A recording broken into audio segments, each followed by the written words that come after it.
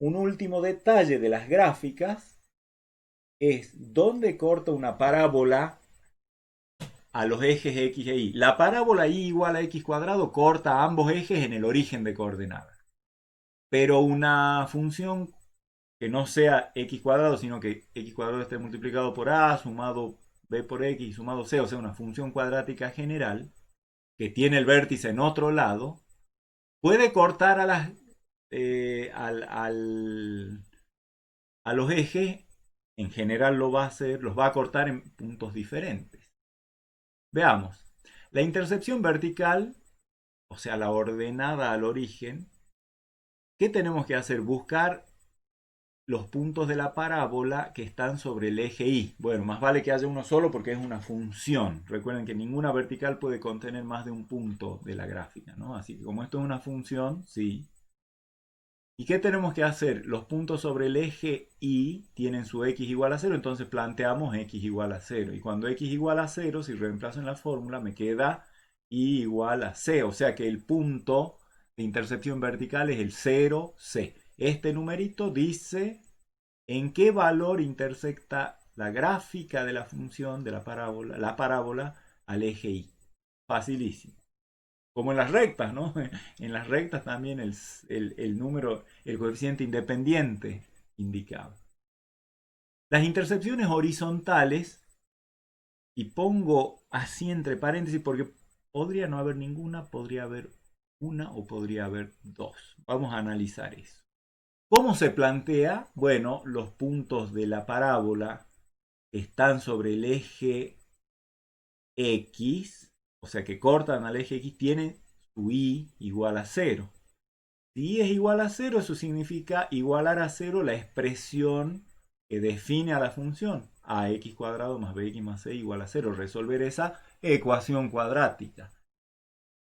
¿Se acuerdan que cuando iba a resolver una expresión cuadrática, una ecuación cuadrática, el discriminante era una cantidad importante, era b cuadrado menos 4ac, y una raíz era menos b más la raíz del discriminante sobre 2a, la otra era menos b menos la raíz del discriminante sobre 2a, el discriminante permitía discriminar si eran raíces reales o complejas. Entonces veamos, recordemos los tres casos, si delta es mayor que 0, esta ecuación, o sea, estos dos x1 y x2, son números reales porque el raíz cuadrada de delta, el único problema de salirme de los reales sería que el delta fuese negativo. Pero si es estrictamente positivo, esto va a ser un número real y estos dos números x1 y x2 van a ser diferentes. Por lo tanto, esta parábola, la parábola que representa esta función, en este caso va a tener dos intersecciones horizontales correspondientes, por supuesto, a los valores de las raíces de la ecuación cuadrática. O sea, en x1, 0 y en x2, 0. Y decimos entonces que la parábola cruza o atraviesa al eje X en esos puntos. ¿Qué pasa si el discriminante... O sea, eso incluso lo podemos ver en... vamos a borrar esto. Supongamos que tenemos una parábola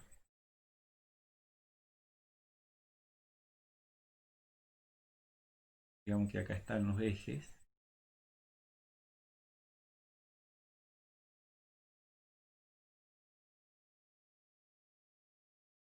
y supongamos que de resolver la ecuación, o sea, la función era y igual a A por x cuadrado más b por x más c, con lo cual yo procedí a encontrar las intercepciones horizontales planteando la ecuación cuadrática y encontré un x1 y un x2 y estamos en el primer caso, los dos son números reales y distintos.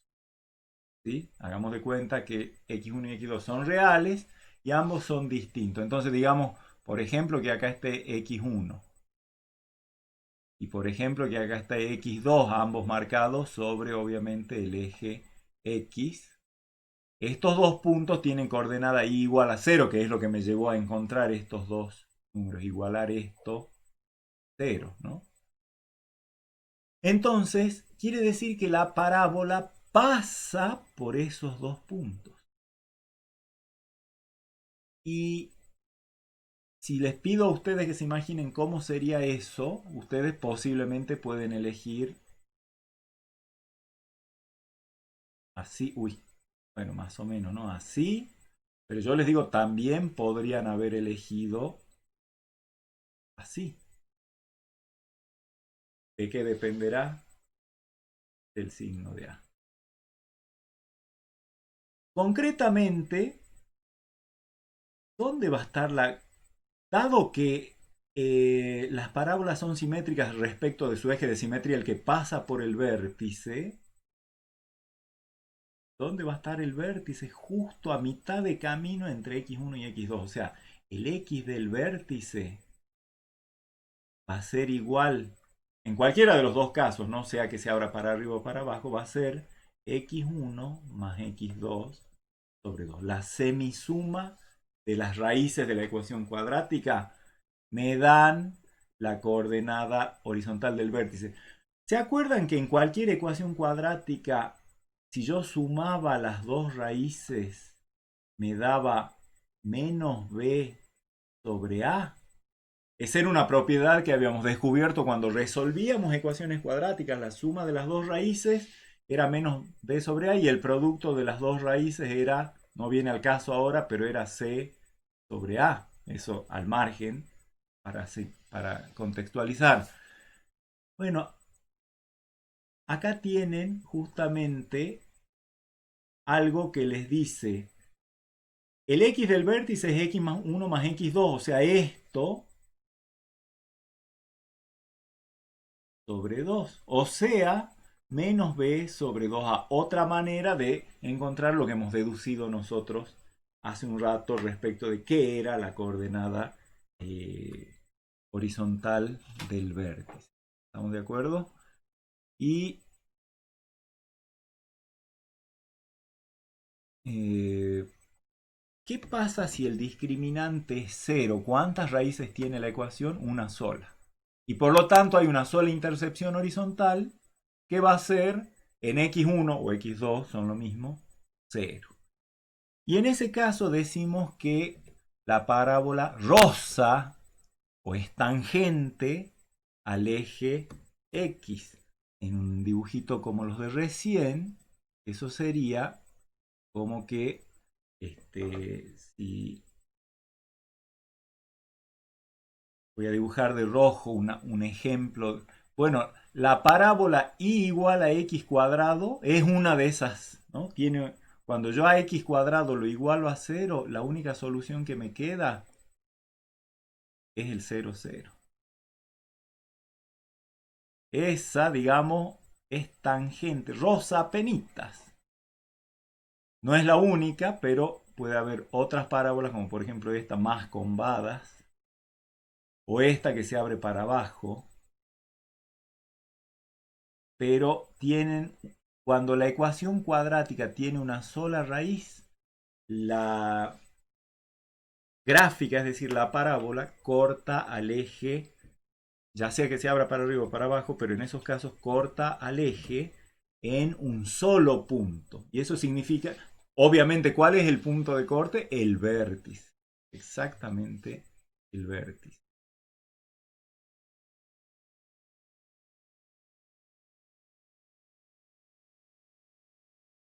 Y si delta es menor que 0, no hay intercepción horizontal porque las raíces de la ecuación son complejas, pero yo para tener intercepción horizontal necesito que las intercepciones sean con coordenadas reales. Si no hay coordenadas reales es porque no hay intercepción horizontal. O sea, si esta ecuación ax cuadrado más bx más c igual a 0 no tiene solución en reales, porque sí las va a tener en complejos, no hay intercepción horizontal y entonces la parábola no corta al eje de las x, que sería más o menos el caso que les puedo dibujar acá, por ejemplo con color azul.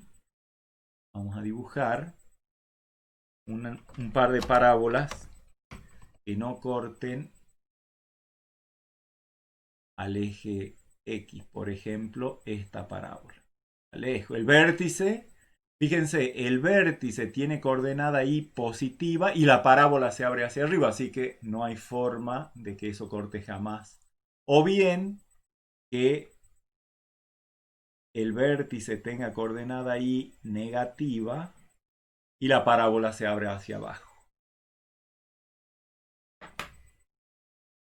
Entonces esas son las tres circunstancias que pueden presentarse en relación a las parábolas y sus intercepciones horizontales, o sea, sus puntos de corte con el eje X.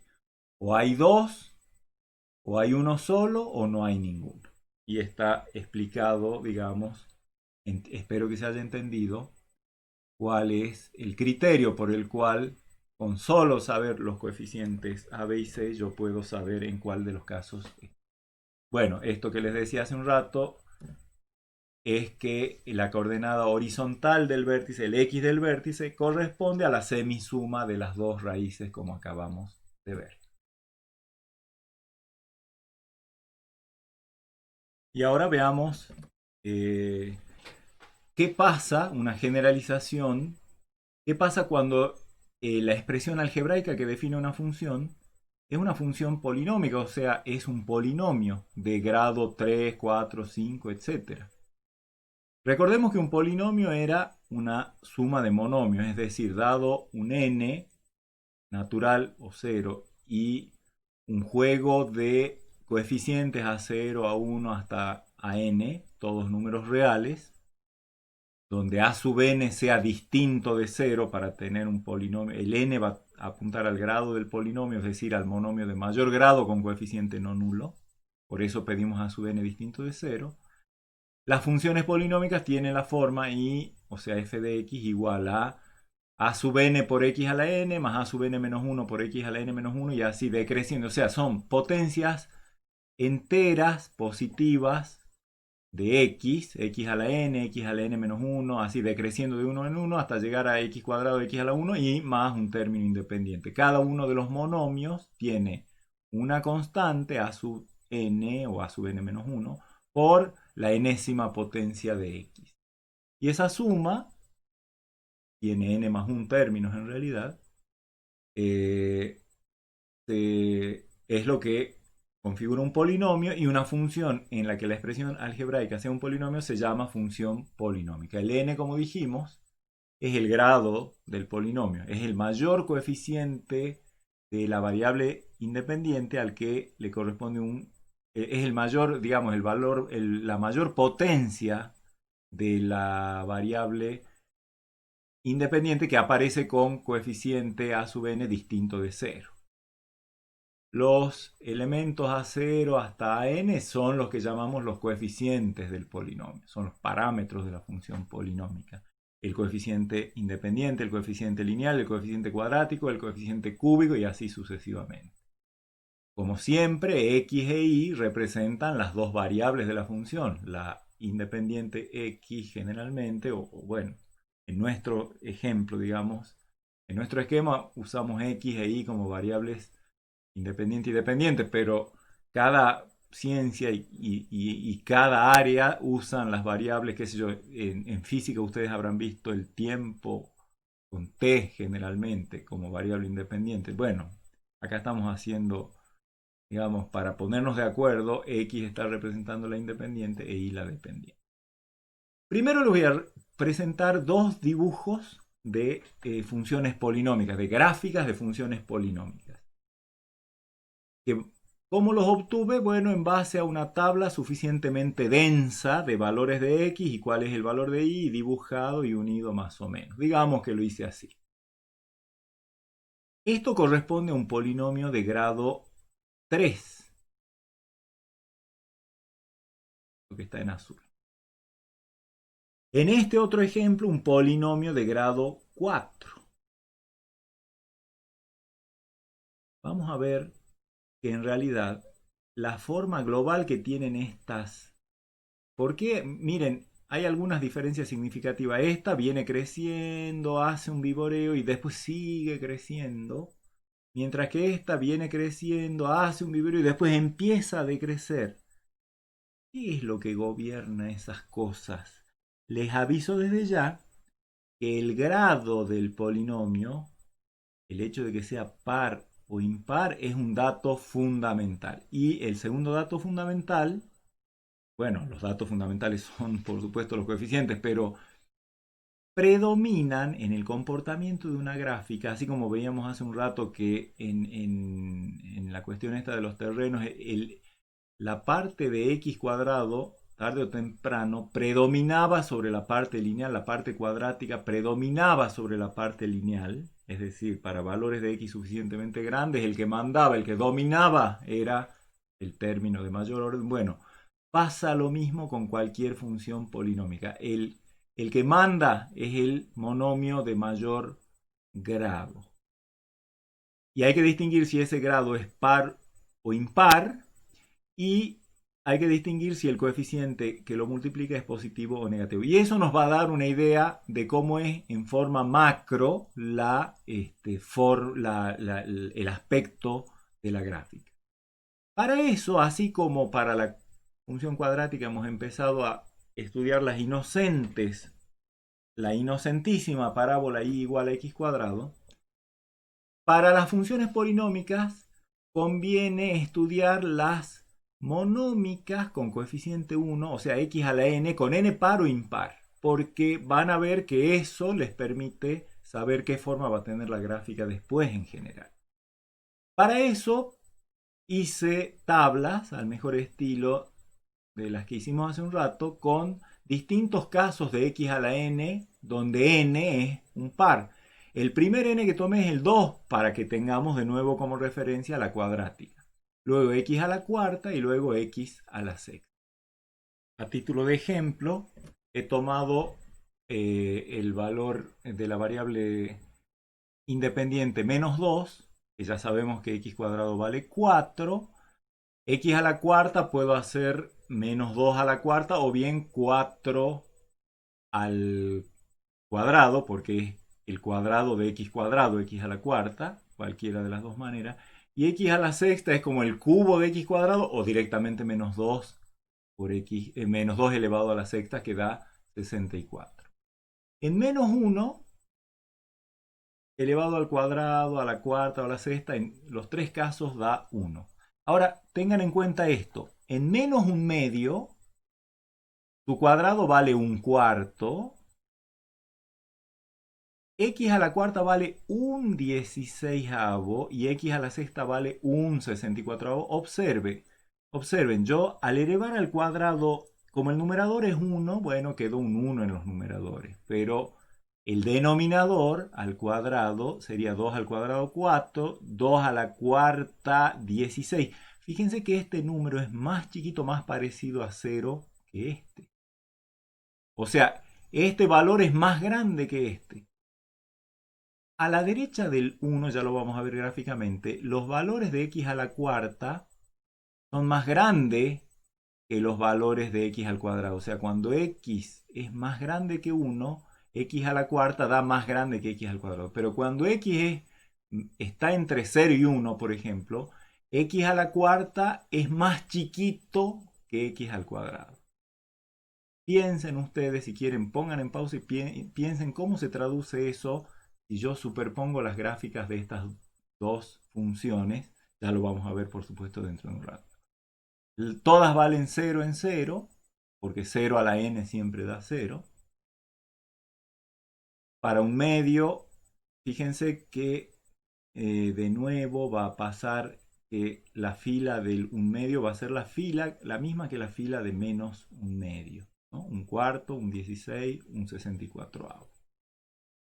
Para 1 todas valen 1. Para 2, 2 al cuadrado 4, 2 a la cuarta 16, 2 a la sexta 64. ¿Cómo son las gráficas de estas funciones? Son tres nada más. La parábola x cuadrado, la roja que es x a la cuarta y la azul que es x a la 6. Fíjense que la azul en menos 2, en 2, y ni les cuento lo que pasaría en 3, en 4, en 5, etc. es marcadamente mayor la diferencia. Y eso se traduce en que la gráfica a la derecha del 1, la gráfica azul, va muy por encima de la gráfica roja y mucho más por encima todavía de la gráfica de la parábola x cuadrado. ¿Sí? Y fíjense que la forma que tienen estas gráficas también es como una especie de parábola, pero un poco más combado, pero no del tipo de combadura que venía de multiplicar por un a grande, sino un tipo de combadura, digamos, mucho más pronunciado y más achatado en la zona del vértice. Fíjense, vamos a hacer una especie de ampliación de lo que pasa ahí.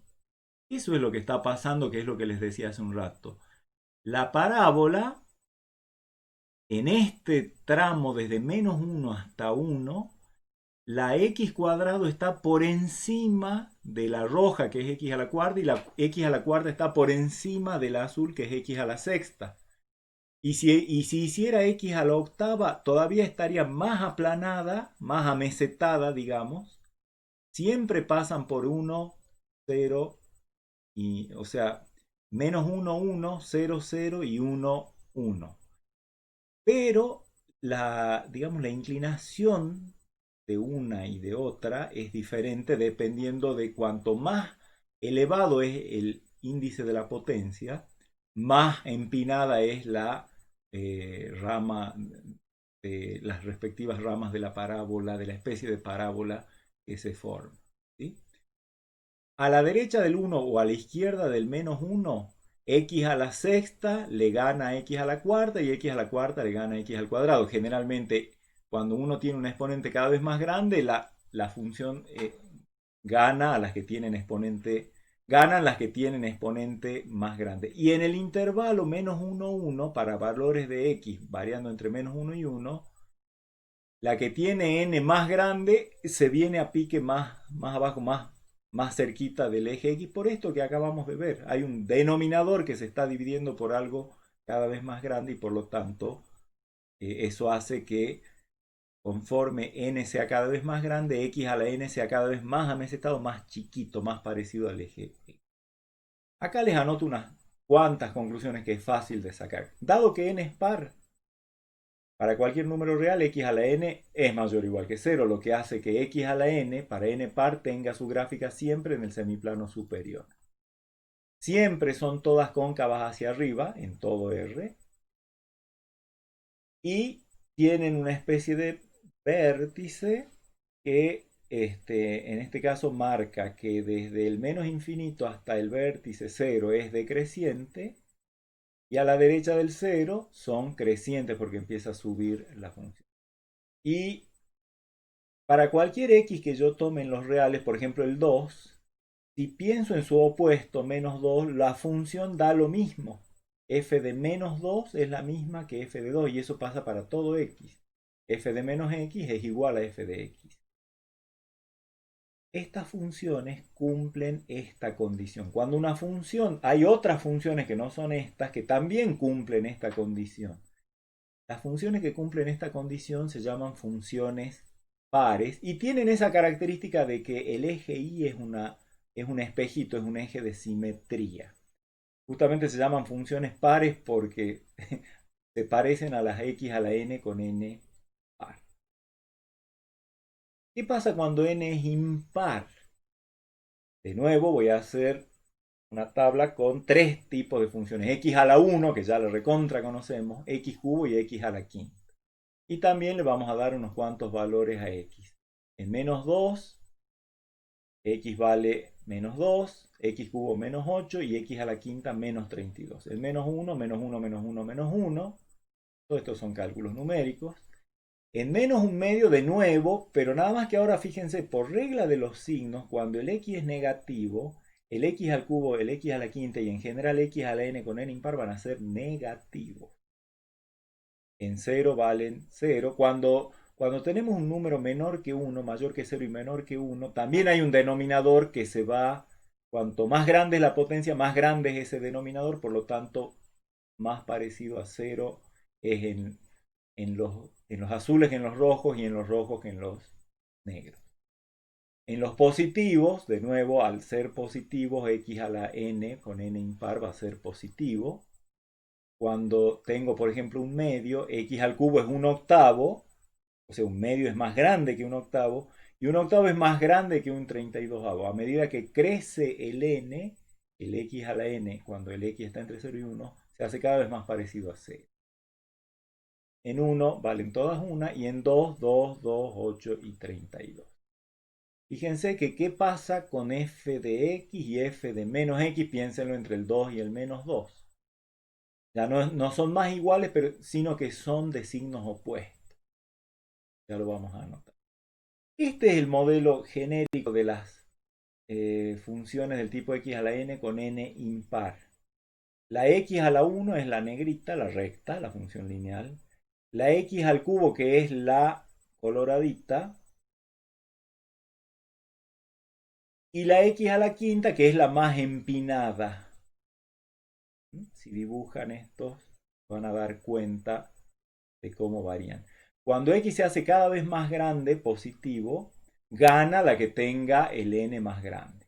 A la izquierda, cuando x se hace cada vez más lejos del cero, pero a la izquierda, la que tiene exponente más negativo se hace más negativa. Perdón, la que tiene exponente más grande se hace cada vez, digamos, más negativa que la. Por ejemplo, x a la quinta está por debajo de la x cubo, que es la roja, y ambas están por debajo de la x, que es la negra. Si analizamos lo que pasa en el intervalo menos 1, 1, pasa eso mismo que más o menos pasaba con la índice par, y que hemos explicado acá, que cuando n es cada vez más grande, el denominador se hace cada vez más grande y por lo tanto el cociente es cada vez más parecido a 0, es más amesetado.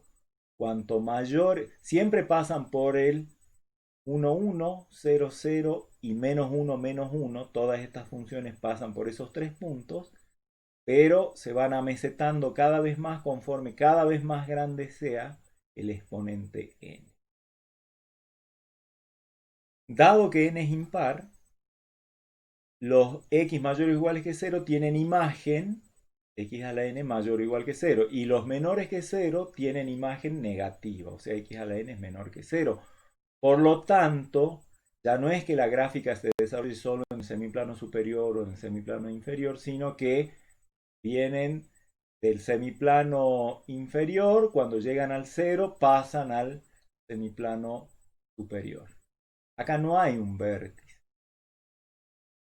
Son crecientes en todo R. O sea, ya sea que esté a la izquierda o a la derecha del 0, siempre la subida es de izquierda a derecha. Si yo me concentro en una particular, por ejemplo, la recta, ¿no? La negra, sube de izquierda a derecha. La roja sube siempre de izquierda a derecha. La azul sube de izquierda a derecha. Cuando me concentro en un n en particular, impar, la respectiva función x a la n es creciente en todos los reales.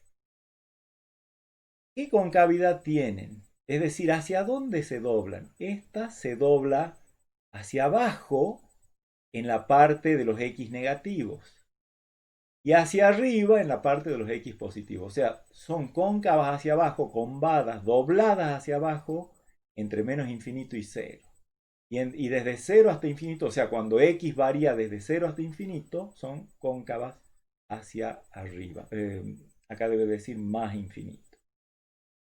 Y se cumple que, como decíamos hace un rato, ¿cuánto vale? ¿Qué relación hay entre f de el opuesto de x y el f de x? Son opuestas. O sea, f del opuesto de x es el opuesto de f de x. No son las únicas funciones que cumplen esto. Hay un montón y las que lo cumplen se llaman funciones impares porque las x a la n con n impar cumplen eso. Ya vamos a ver después, cuando veamos sobre todo funciones trigonométricas, ahí aparecen funciones pares y funciones impares de vuelta. ¿Qué pasa cuando x a la n está multiplicado por un a sub n? Es decir, por algún número. Esto, recuerden que este es el término que manda en una polinómica, así que vale la pena que nos detengamos un ratito a estudiar qué pasa con funciones de esta forma. Ya sabemos qué pasa con x a la n solito. Ahora la vamos a multiplicar por un coeficiente cualquiera. Y realmente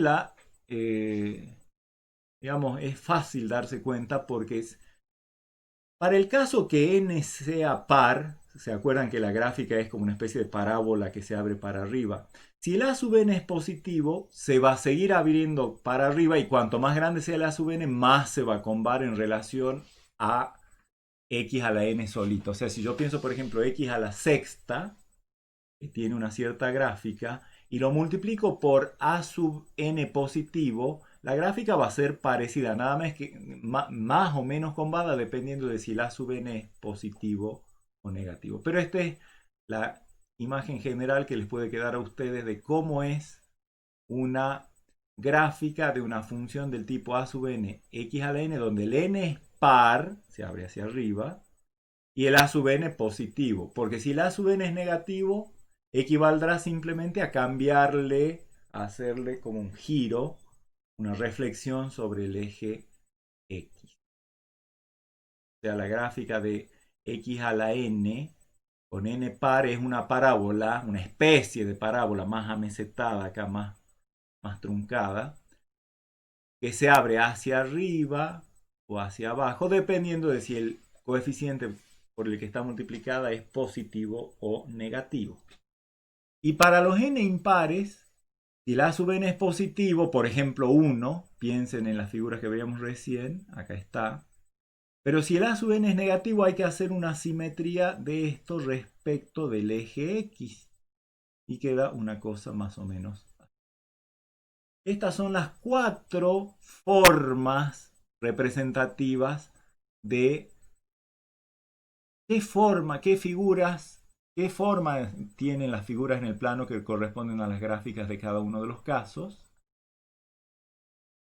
Y ahora, como les decía, una función polinómica general en la que hay un montón de términos, pero para x suficientemente grande en valor absoluto, predomina, o sea, su gráfica a escala grande tiene un aspecto parecido al que tiene a sub n por x a la n. Por eso nos hemos detenido un ratito a pensar en esto hace un rato.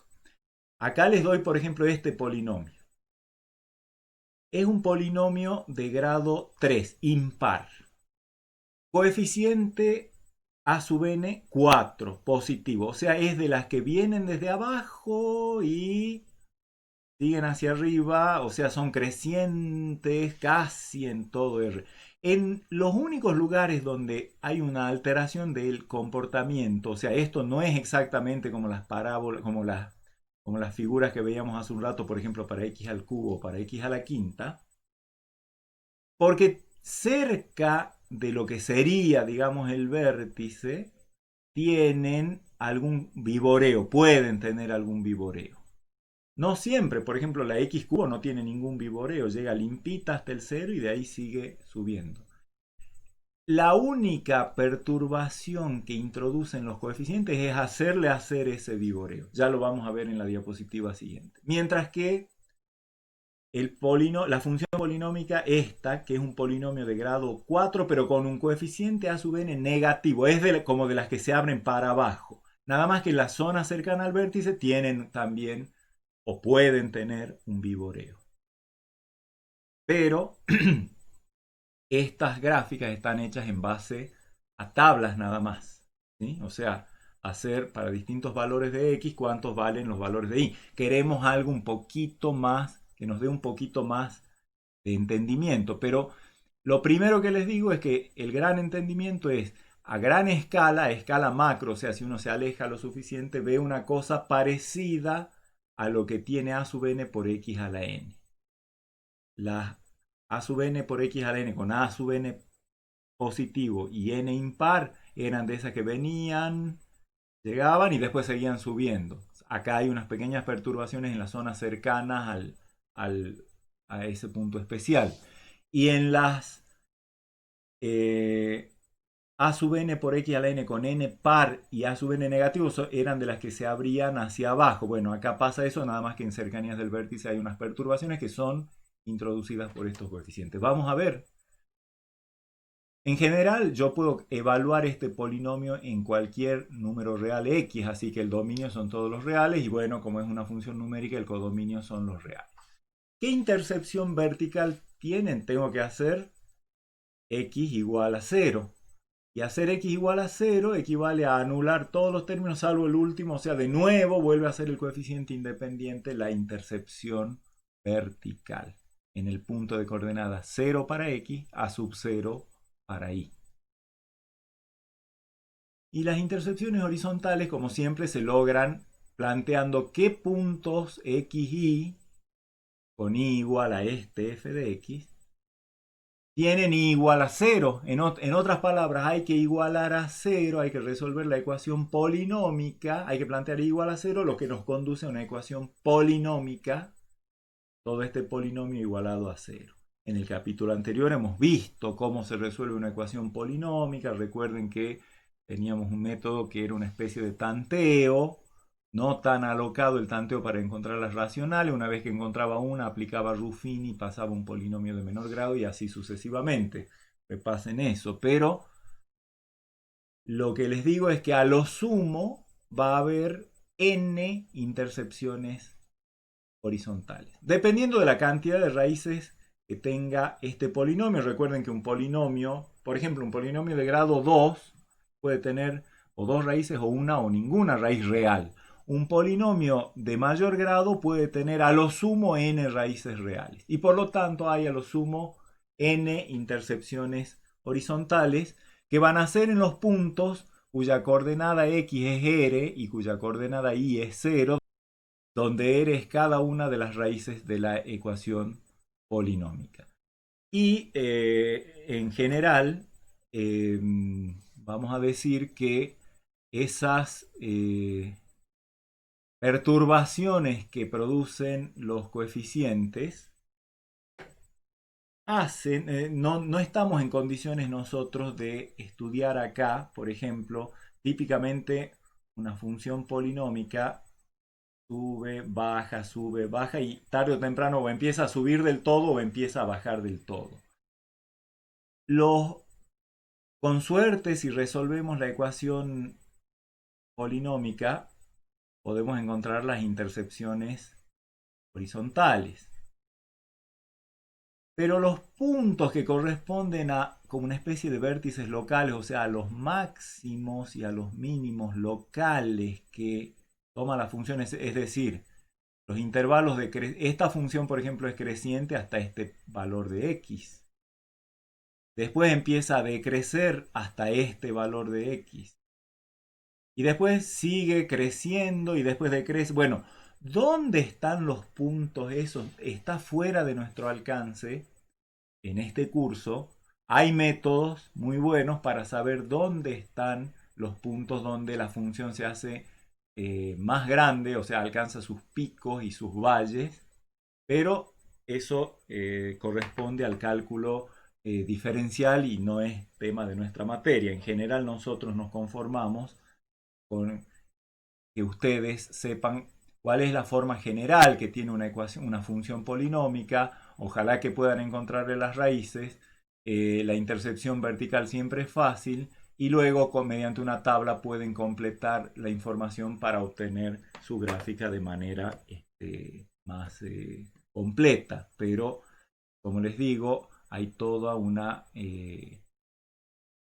digamos, hay muchas técnicas muy lindas derivadas de Newton, Leibniz y compañía para encontrar esos puntos donde la función alcanza su máximo, su mínimo. Eso corresponde al cálculo infinitesimal, que nosotros no vemos.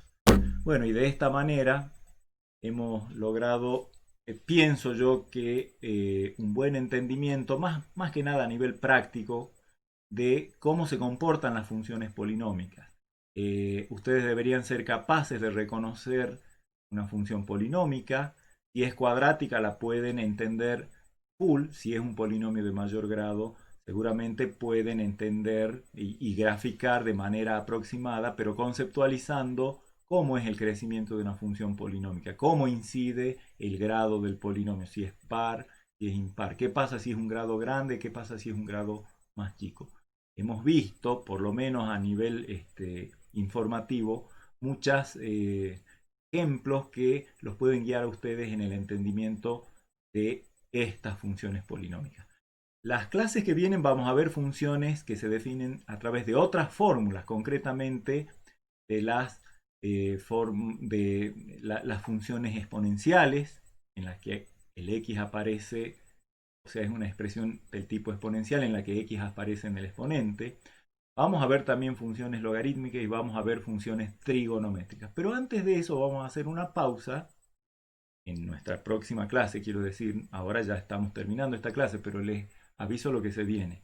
No ha terminado nuestro estudio de las funciones numéricas, va a seguir, pero antes vamos a hacer una pausa para repasar y ver otros conceptos propios de la teoría general de funciones que nos van a servir después para entender mejor las otras funciones numéricas que nos quedan estudiar. Así que nos vemos en la clase que viene. Hasta luego.